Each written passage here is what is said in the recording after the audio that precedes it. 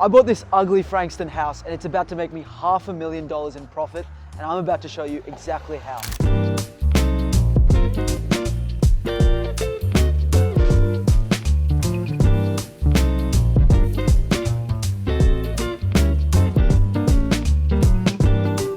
The outside was immaculate, roof was fine. The internal was no carpet, no floor finishes, bathroom falling apart, a half-finished kitchen, and a room full of paint.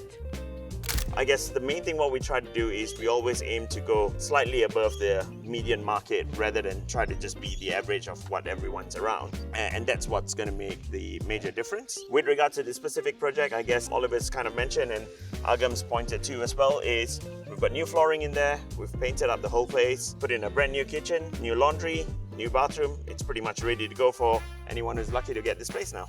Stay to the end because we're going to show you the exact numbers on how this dodgy suburb is actually printing money.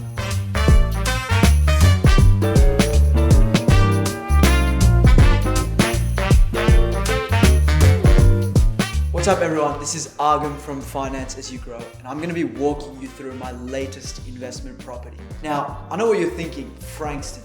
Even I used to call it Frankganistan when I was young. But Oliver over here showed me a different perspective on Frankston. Oliver, do you want to tell them what we saw? So Aagam came to me wanting to move away from your classical buy and hold purchase. He was one of a few clients that came through knowing what he wanted. I want a value add purchase. I don't want to do a buy and hold. So why? I think I've never asked you that question. Yeah, I don't know, I just wanted to do something different. I think everyone does buy and hold, but from what I've seen with clients or even family, the money is made when you add some value. And I think I was in a fortunate position where I had the funds to do so. So I thought if I have the capacity to do it, then why not?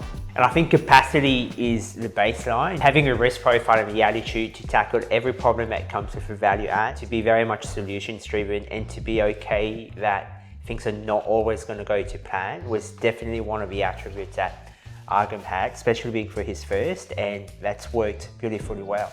So when Aagam came across, I knew we had to position him in a market that was about to boom, to really capitalize on that capital growth, but at the same time too, to add the power of a value add where we could manufacture equity, take control of the cost base to really maximize that return on investment, which is what we have done with this property. Now, obviously the next part of this project was to renovate the insides because that's what was pending. The outside was fine, roof was brand new, exterior was somewhat clean and painted. Inside, basically unpainted walls, no flooring, no kitchen, no bathroom. So then we coupled Oliver's architectural skills and our builder's design experience and knowledge within the trade base to create something which is a balance of very premium as well as cost effective and ready to be tenanted straight away. Introducing Nish from Initial Point, who helped us project manage this whole thing and create the product that it is today. Nish, do you want to tell us what sort of strategies we use? Sure, I'll just walk through a couple of basic stuff. What we wanted to do is to make sure that it becomes a maintenance kind of a freehold. So when you've got a renter in here, having floorboards, as you can sort of see, we've gone for the wider size floorboards. And one of the biggest benefit of a floorboard is it's more scratch resistance, and that kind of appeals. Plus the fact it gives a bit of warmth to the house as well. And what we've done is we've basically had the floorboards running throughout the entire home, with the bedrooms being carpeted. That sort of gives a bit more of that comfort, particularly with the Melbourne weather that we've got over here. And you don't want to sort of wake up first thing in the morning and putting your feet on something that's not really going to be very much appealing. A lot of people tend to sort of go, I just want to get the engineering boards, the hardwood boards.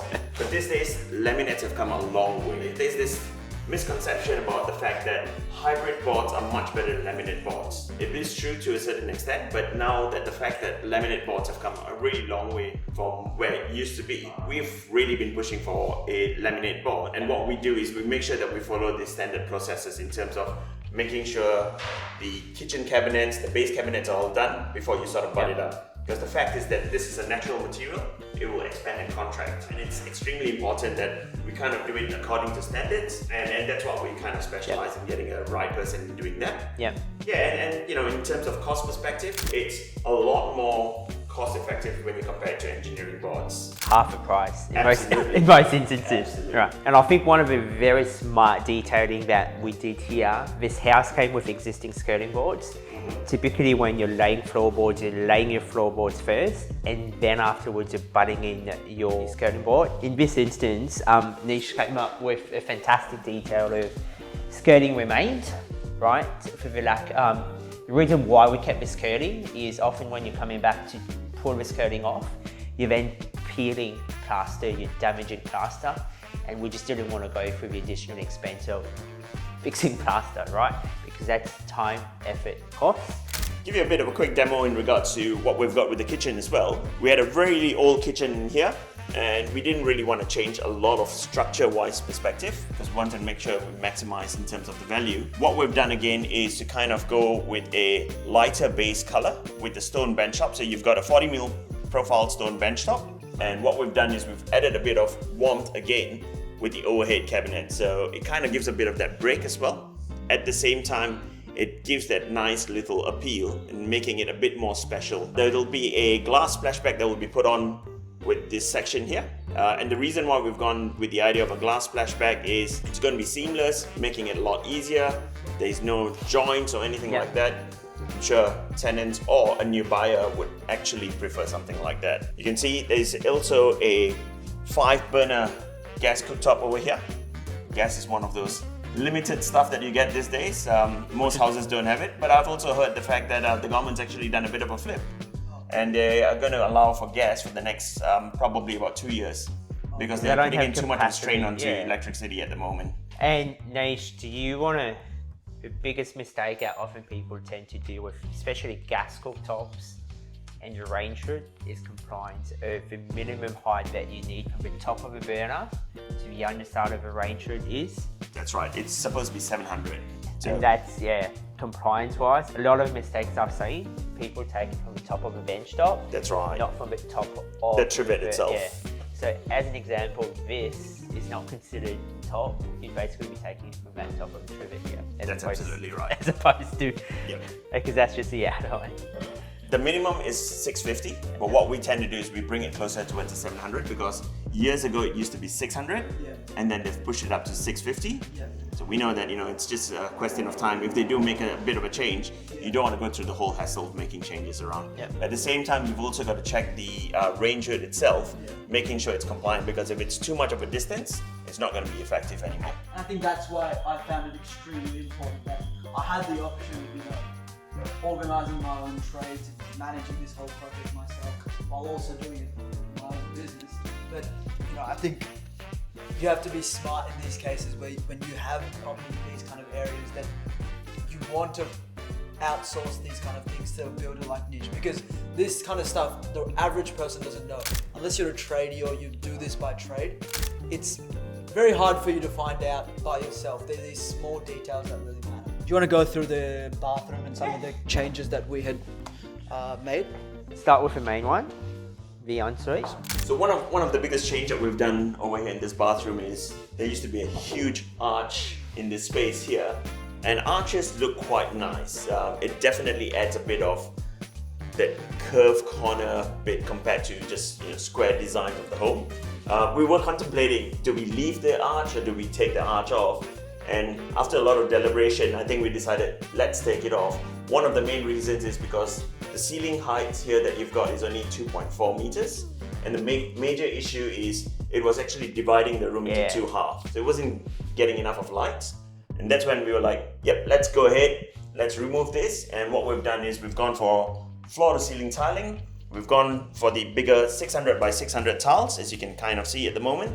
The reason why we picked 600 by 600 tiles is the lesser grout lines you've got. Number one, lesser cleaning, but the biggest factor is the impact that you get. It kind of gives that illusion that it's a much bigger space as well. The other thing what we've done with this bathroom, a bit of a smart design, is because we've got the door right over here, usually you tend to have a pivot door that sort of opens and closes on this, with the issue of having possibly a mistake that might happen or an accident that's just waiting to happen.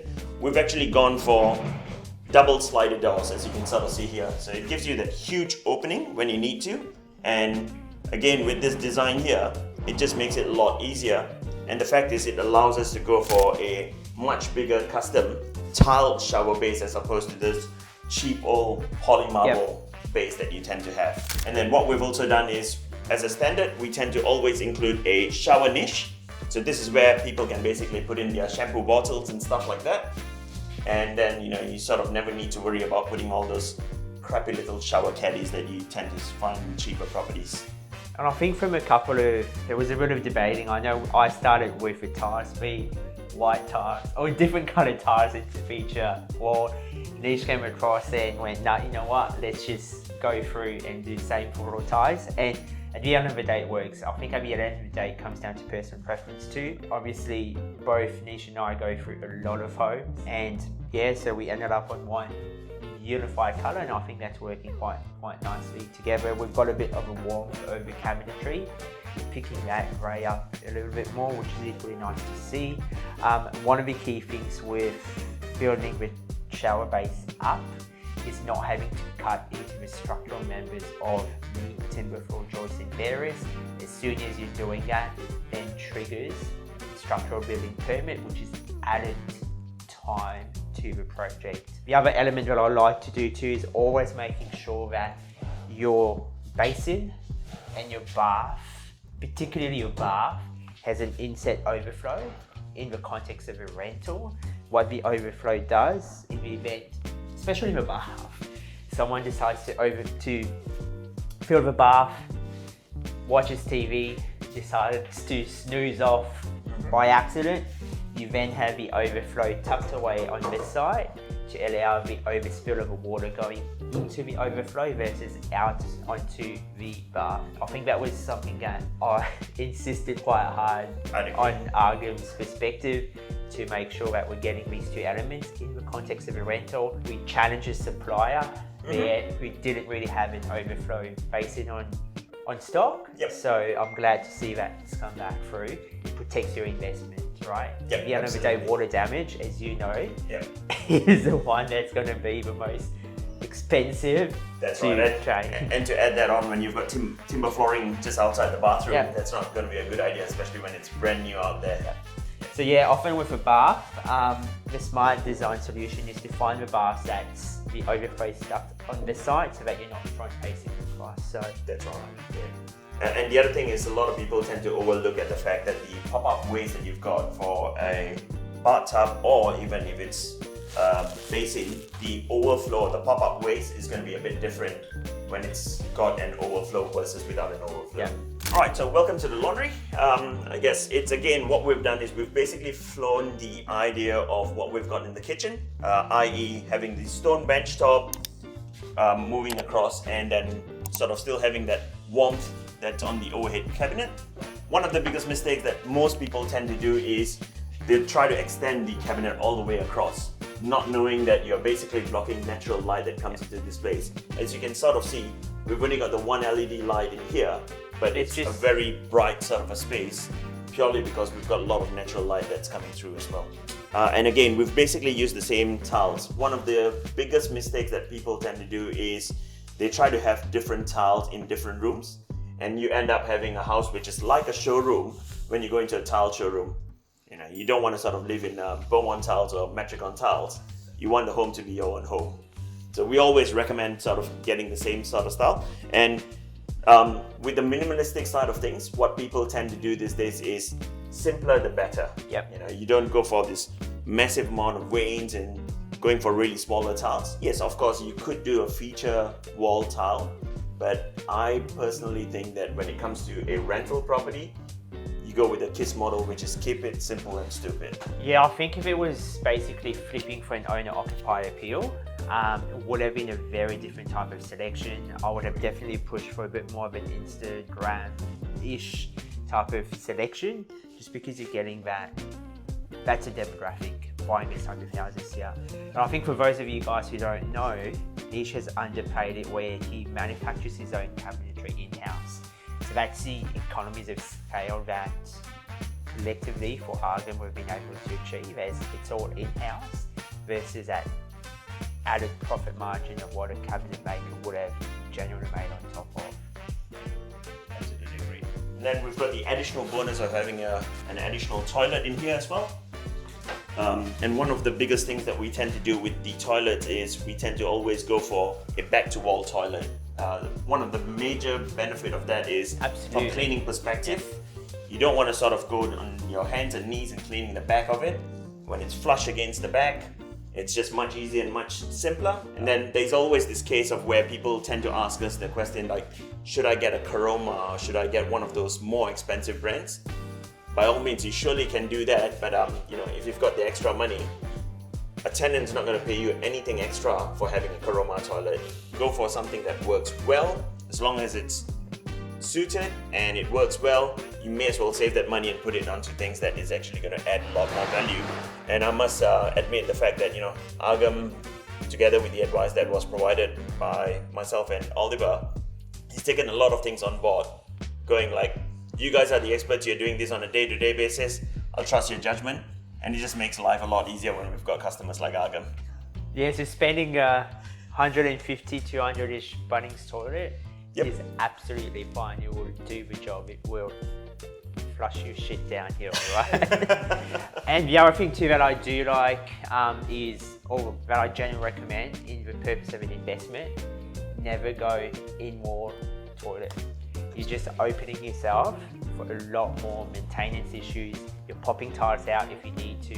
So there's just that added complexity of bringing more trades in to fix a problem if you have a clogged toilet or if you have whatever happens within a rain toilet. Running on to the other extension of the kitchen, we've also basically created an additional storage space in here. Talking about mistakes, another biggest mistake that a lot of people tend to do is they go for a much smaller cavity for the fridge. And that's when you end up having a tenant or a new buyer coming in here going, crap, I can't fit that fridge in there.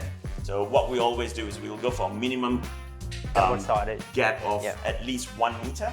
And as you can sort of see that, you know, once work is being done, we're still flexible in moving things around. We've noticed that the plug point over here is not really going to work. So my boys have basically sort of decided that now we have got to move it across, and it gives us the flexibility because we've got, you know, 18 members within the team.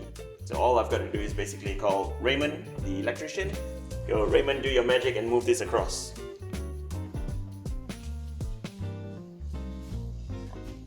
Should we move forward? And all right, let's bring us into the master bedroom, where you usually don't have an oven in the master bedroom, but we're just kind of keeping it here for the time being.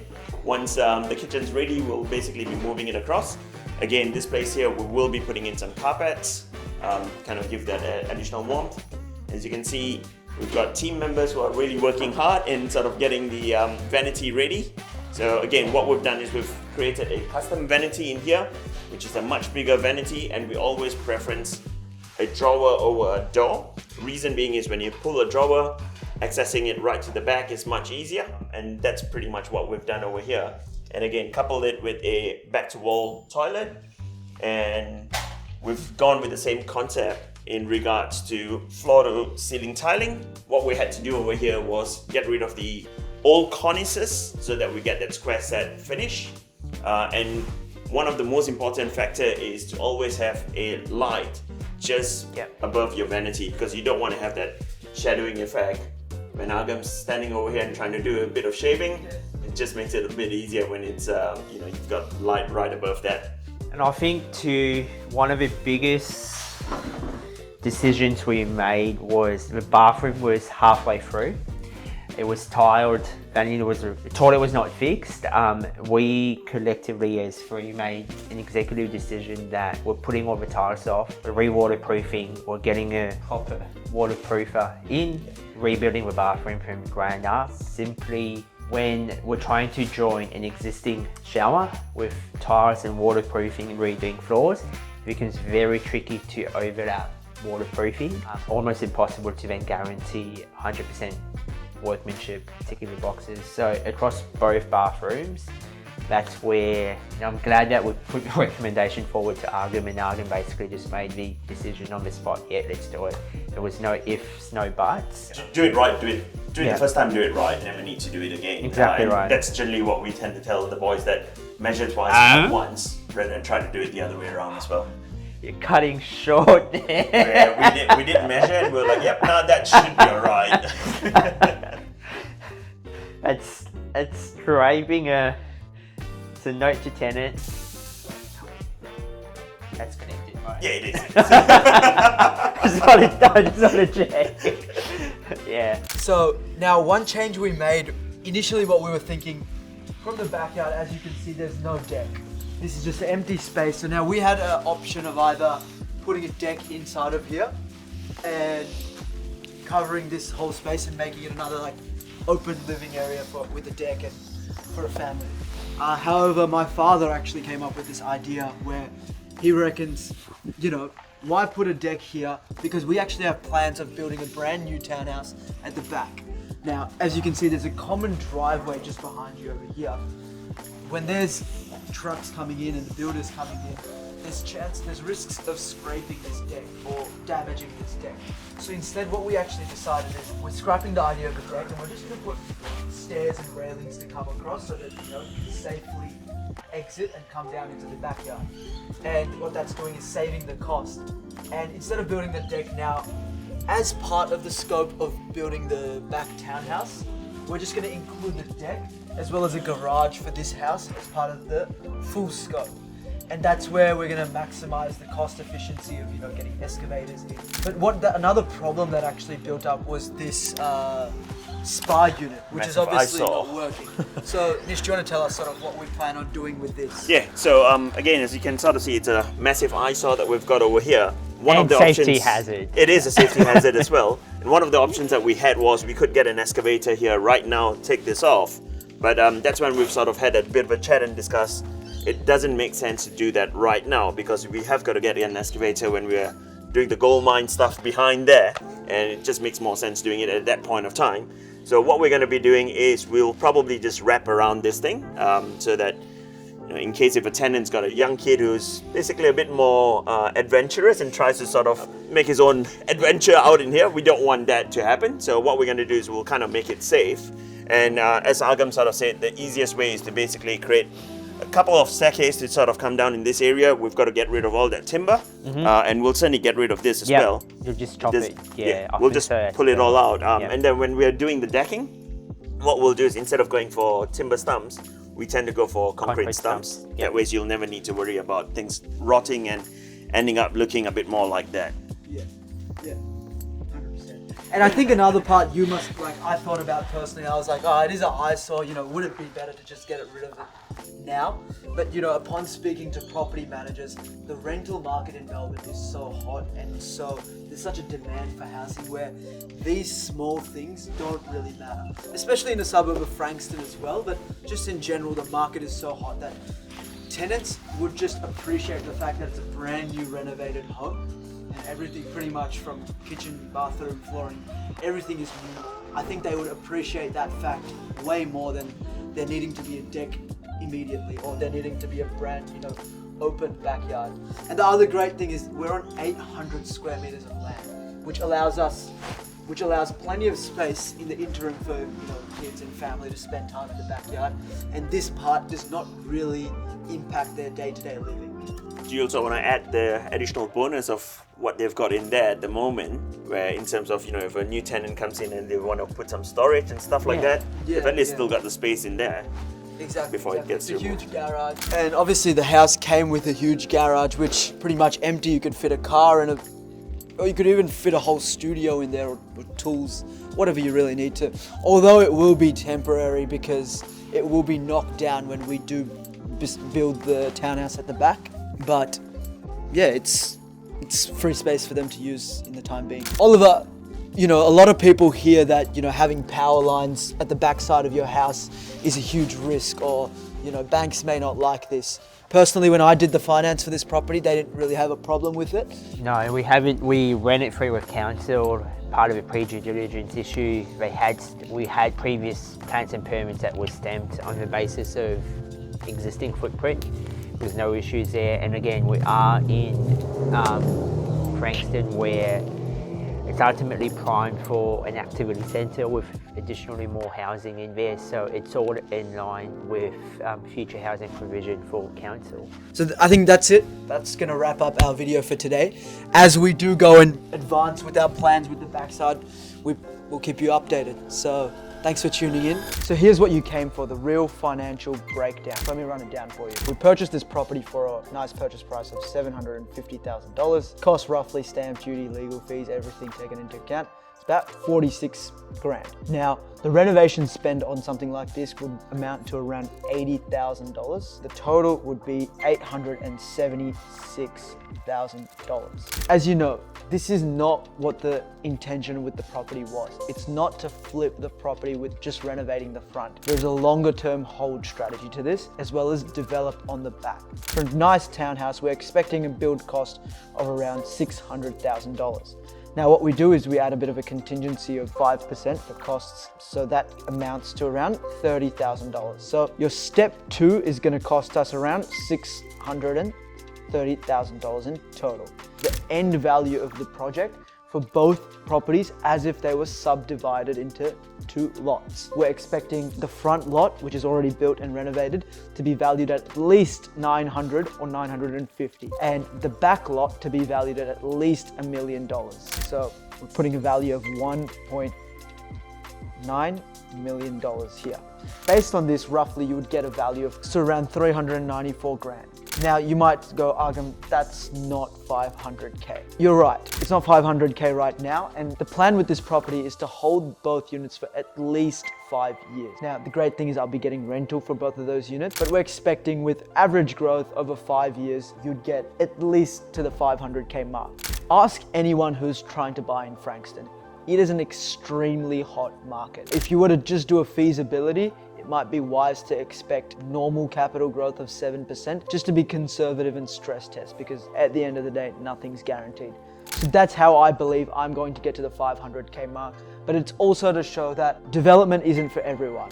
Everyone thinks development is flashy. You see the flashy lifestyle of developers, but it's really not that, because sometimes you do all this work to only get 394 grand in 2 years, which honestly speaking, if you were to just buy and hold properties, you could get that anyway. But if you're thinking from a long term and you can actually hold these kind of developments, then it might work.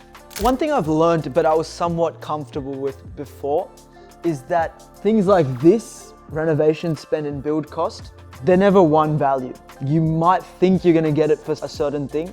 Like we estimated maybe it would cost us 60K for renovation, but then it ended up being 80K. And that's just because little things you find along the way, which you may not know exactly before. And there's little quirks or little things where you go, you know what, it's better to do this up front, which increases your renovation spend. I think it's really important to include contingencies and also have those backup funds available with you. So in the event that you want to, you are able to do those additional spends to ensure that you produce a quality outcome. Same thing with build costs. You know, we're expecting 600K and we've actually taken a bit more of that 600K is actually buffered. It would be stupid of me to expect 500 or 550K, because chances are it will go above board. You know, after you make all your selections, there's chances that you're going to go above board. So there's not even a guarantee on the 600K, but I personally believe that it is a quite well stress tested build cost, and there's plenty of buffer included. I think one of the keys to the success of this project so far, where we're on the first stage of purchasing and renovating, is the team that I've built. You know, I had a really good quality buyer's agent, which was Oliver from Inset Property, who specializes in these renovation projects, and he knows the ins and out of every steps, coupled with the expertise of my builder, who was Nish from Initial Point. And you know, again, everything was detailed out by him. He did not miss a point. And that allows me as a business owner who's already busy in the day-to-day of business to sort of just outsource those things to them and let them take care of it. I think trusting their advice is extremely important, and sometimes you do have to just put the faith in them to let them do what they're good at. If you're interested in this kind of content, or if you wanted to connect with any of these professionals, we're going to leave their contact links in the bio below. But other than that, like, subscribe for more content like this.